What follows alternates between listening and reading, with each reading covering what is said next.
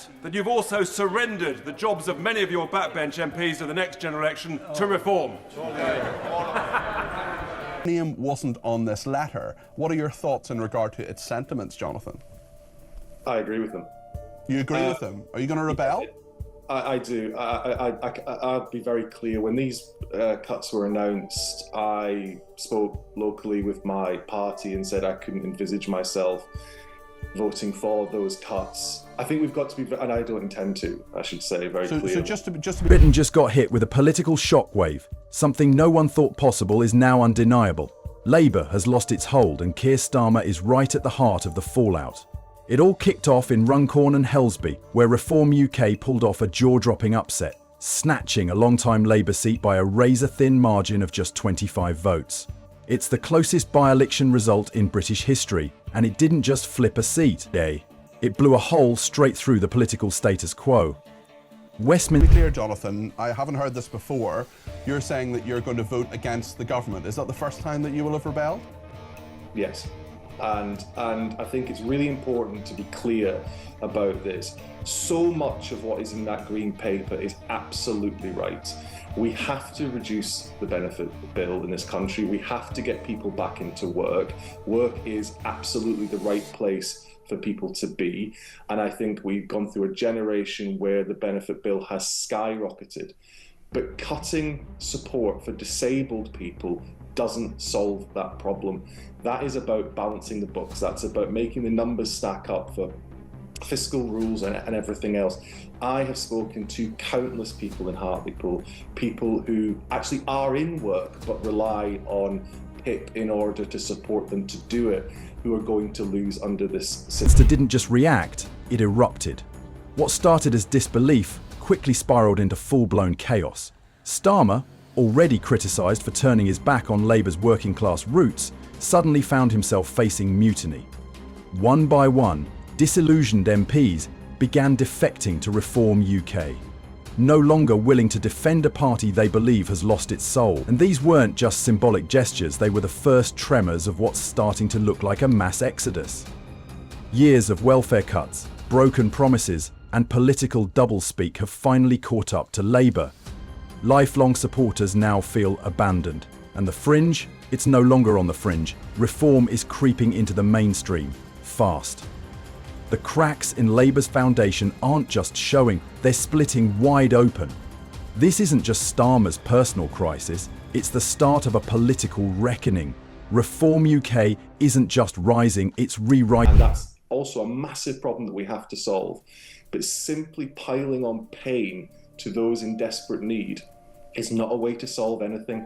The impact assessment released by this government said that it would push 250,000 people into poverty, including 50,000 children. I did not get into politics to do that. So absolutely the sentiment of that green paper about getting people back into work is right. Getting people off benefits is right. But simply cutting support for people who are disabled is not the way to achieve it. I would argue it probably makes it less likely that some of those people will get into work. The rules. Once dismissed as a fringe protest group, it's now a political force, pulling in voters who feel completely shut out by Labour, by the Tories, and by a system that stopped listening. Every by-election win, every fiery Nigel Farage soundbite is drawing in a broad mix. Disillusioned Labour supporters, frustrated Conservatives, and everyone stuck in the middle who's simply fed up. A message, blunt, sometimes abrasive, but it feels real. And in an age where polished speeches mean nothing, that raw honesty is cutting through. Reform UK isn't winning on policy alone, it's winning on the power of being heard. They're channeling frustration into momentum, and in a country where trust in politicians is scraping the floor, that kind of authenticity hits harder than any manifesto. Inside Labour, the panic is real. MPs are jumping ship, backbenchers are sharpening knives, and party veterans are no longer hiding their doubts. The murmurs of dissent have turned into a full-blown rebellion. With every defection, Labour looks less like a party in crisis and more like a party unravelling. For millions of voters, this isn't about luck. So just to be clear, Jonathan Brash, Labour MP for Hartlepool, you're saying this morning for the first time that you're going to vote against the government on these disability cuts. What is your message to Keir Starmer on this, and what presumably your whip and the person who deals with party discipline within Labour is going to give you a ring about this? You're presumably going to have very similar sentiments to what you've just said to me a moment ago. Yeah, look, my view is that I would urge the government to rethink, to have a look at this again. Do you think they will? I sincerely hope they will. One of the things that frustrates me enormously sometimes about politics is that reassessing your position, changing your position is seen as a sign of weakness. It's not. It's a sign of strength.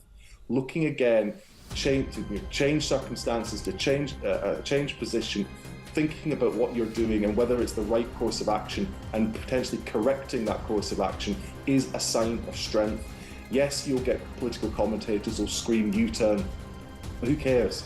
This is about doing the right thing. And there are people right now in my constituency and constituencies right across this country that are worried, they're scared, they're anxious, and they're potentially going to be pushed into poverty by these specific changes around personal independence payments. I think we should rethink that. But I reiterate the overall aim of the government and the Green Paper to get people back into work. Left or right anymore. It's about who's actually listening. And right now, Reform UK is the only one hearing the anger. Behind the scenes, the pressure finally broke Keir Starmer. As defections mounted and party unity crumbled, he made his move. Not out of strength, but desperation. He called a snap general election. But this wasn't a calculated reset, it was a last-ditch bid for survival. His authority was collapsing, and the whispers of a leadership challenge had turned into a countdown clock. So he pulled the lever, hoping to act before it was yanked away from him. The fallout was instant. Parliament plunged into chaos. Starmer, once hailed as the grown-up who'd clean up after Tory dysfunction, suddenly looked like a man cornered by his own party, grasping for control as it slipped through his fingers. What was supposed to be a bold political reset landed more like a panic button press, and voters saw straight through it. Labour's poll numbers dipped even lower. Internal brawls burst into public view.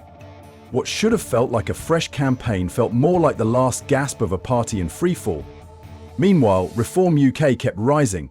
At snap election wasn't the start of a new chapter, it was a siren. The clearest sign yet that the old political order is collapsing. And the future is wide open. And it's not just Labour on the ropes. The Conservatives are bleeding just as badly. There, local election losses were catastrophic, over 600 seats gone and 13 councils wiped out. A political bloodbath that would have dominated headlines if Labour hadn't managed to implode even harder. Now, Kemi Badenoch is barely holding the party together, caught between a voter base in revolt and a fractured leadership tearing itself apart behind closed doors. Westminster has gone beyond political. This will be the first time you've rebelled or threatened to rebel. Do you regret voting for the winter fuel allowance cut? Should you have rebelled on that? It's a complicated one because I've said to you before, Peter, I absolutely agree with the principle of means testing. There's no way, for instance, my parents who are perfectly well off should be receiving a state handout with their heating bills. But as I've always said, I thought the threshold was too low. If I'm honest with you, maybe I can probably put my hand on my heart and say that maybe I shouldn't have voted for it at the time. It's something I think about most days, to be perfectly honest. What I do think, what I said at the time when I voted for it, is that I thought the government needed to look very closely at the threshold and raise it significantly. It's what I believed then, still what I believe now. Turbulence. This is a system under strain. The two-party structure is breaking down and voters are walking away. Inflation keeps rising, wages are stuck, and the NHS is stretched to the edge. Crime is rising. Home ownership feels out of reach, and public trust in government has collapsed. Labour and the Conservatives keep recycling old promises. Reform UK, by contrast, is offering a blunt alternative. It may not be polished, but it feels real, and that alone is drawing people in. Voters are no longer looking for perfect answers, they're looking for someone who hears them.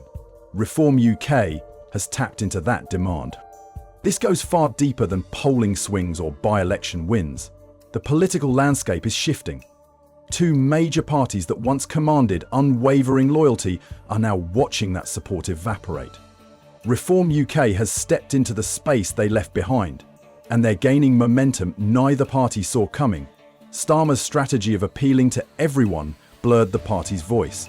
He softened policies, dodged firm positions, and relied on empty phrases. At first, it worked.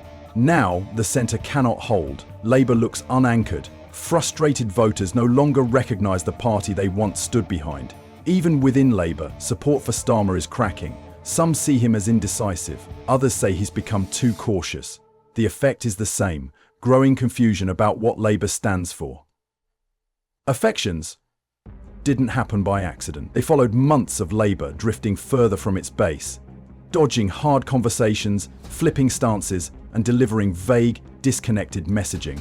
When Starmer called the snap election, it wasn't a display of leadership. It was a last resort. The party lacked direction, and the man leading it lacked purpose. By the time he pulled the lever, it was too late to change course. Can you explain to our listeners why a family that has an income in excess of £200,000 a year needs to have clothes or glasses bought for them? No, I can't. What's it? No, and I think that is where... This collapse didn't end with defections or a botched election call. One of the most damaging hits came from within. On live radio, Labour MP Lucy Powell caused immediate outrage when she appeared to dismiss a Channel 4 documentary exposing abuse by grooming gangs. Her comments lit up a firestorm, not just from political rivals but from ordinary people across the country. The damage wasn't only in what she said, it was when she said it. Reform UK was gaining momentum exactly because voters believed mainstream parties refused to face hard truths. Then, Powell went on national radio and, to many listeners, confirmed that fear. Labour still wasn't listening. It looked like the party was brushing aside a painful, deeply sensitive issue just to protect its image. She apologised, claiming her criticism was aimed at political point scoring, not victim. But the public wasn't buying it. They saw it as another moment Labour chose optics over outrage. The backlash only grew. Instead of calming the storm, Labour let it fester. Starmer's spokesperson gave a vague reply when asked if he supported Powell's framing. No real clarity, no real empathy, just cautious political language while voters demanded something stronger. That silence spoke louder than Powell's words. It told voters Labour still couldn't confront uncomfortable realities. And that's where Reform UK stepped in again, offering blunt truth where the others offered spin. Outside Labour, the calls for accountability kept growing. Conservative co-chair Nigel Huddleston said the party was protecting its own councils. He called for a full public inquiry. Shadow Home Secretary Chris Philp joined in, pressing for action, not apologies. But the voices that landed hardest came from survivors' families. Marlon West, whose daughter was in the Channel 4 documentary, said he didn't want more apologies. He wanted real change. The public agreed. What they saw wasn't just one politician's mistake, it was another sign that the entire system is falling apart. Grooming gang scandals, by-election shocks, mass defections, the same. Growing confusion about what Labour stands for. Affections didn't happen by accident. They followed months of Labour drifting further from its base, dodging hard conversations, flipping stances, and delivering vague, disconnected messaging. When Starmer called the snap election, it wasn't a display of leadership. It was a last resort. The party lacked direction, and the man leading it lacked purpose. By the time he pulled the lever, it was too late to change course. Labour's collapse didn't end with defections or a botched election call, grasping for control as it slipped through his fingers. What was supposed to be a bold political reset landed more like a panic button press, and voters saw straight through it. Labour's poll numbers dipped even lower. Internal brawls burst into public view. What should have felt like a fresh campaign felt more like the last gasp of a party in freefall. These aren't isolated, they're all symptoms of a deeper break between the public and those in power. People aren't just angry anymore, they're done. Reform UK didn't rise on policy alone. It rose because voters finally found someone who echoed their frustration. And now that momentum has become a movement. Britain now heads into a snap election with everything on the line. Labour is fractured, the Tories are falling apart, Reform UK is surging. Voters aren't choosing between the usual suspects anymore. They're choosing whether to tear up the script completely. This vote isn't just about who forms the next government. It's about what comes next for the country and for British democracy itself. The old system is cracking. And this is just the beginning. If you want more no-nonsense coverage like this, hit subscribe and tap the bell. Drop your take in the comments. Is Reform UK here to stay, or just riding the wave? Thanks for watching, and trust me, the chaos isn't over.